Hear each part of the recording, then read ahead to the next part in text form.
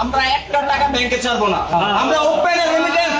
2024 সালের জুলাই আন্দোলন শুধু দেশের গণ্ডিতে সীমাবদ্ধ ছিল না, এটি ছড়িয়ে পড়ে বিশ্বের বিভিন্ন প্রান্তে ছড়িয়ে থাকা প্রবাসীদের মধ্যেও। ঢাকা বিশ্ববিদ্যালয় সহ দেশের বিভিন্ন স্থানে শিক্ষার্থীদের উপর গুলি চালানো এবং ইন্টারনেট শাটডাউনের ঘটনায় বিদেশে থাকা বাংলাদেশিরা গভীর উদ্বেগ ও ক্ষোভ প্রকাশ করেন। লন্ডন, নিউ ইয়র্ক, দোহা, রোম, টরন্টো, জেদ্দা থেকে শুরু করে মধ্যপ্রাচ্য ও মালদ্বীপ পর্যন্ত নানা শহরে প্রবাসীরা রাস্তায় নেমে প্রতিবাদ জানান।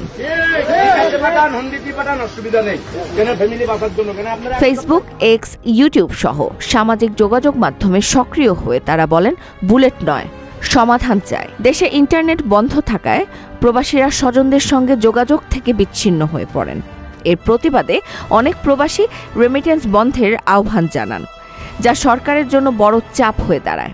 বিশেষ করে আরব আমিরাতে আন্দোলনে অংশ নেয় 57 জন বাংলাদেশিকে কঠোর শাস্তি দেয়া হয়।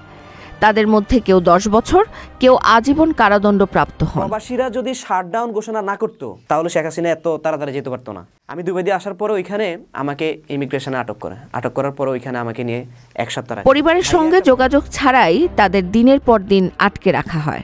তবুও সব হারিয়ে তাদের একটাই প্রত্যাশা, একটি ন্যায্য, মানবিক ও গণতান্ত্রিক বাংলাদেশ, যেখানে কেউ আর বঞ্চনার শিকার হবে না। প্রিয় প্রবাসী, আপনার নিরাপদ ভবিষ্যতের জন্য অর্ধেক দামে আজই ফ্ল্যাট বুকিং করুন। ঢাকায় প্রবাসী সিটি দিচ্ছে সীমিত সময়ের স্পেশাল অফার। জমিও ফ্ল্যাট একসাথে। যোগাযোগ করুন স্ক্রিনে দেওয়া নাম্বারে।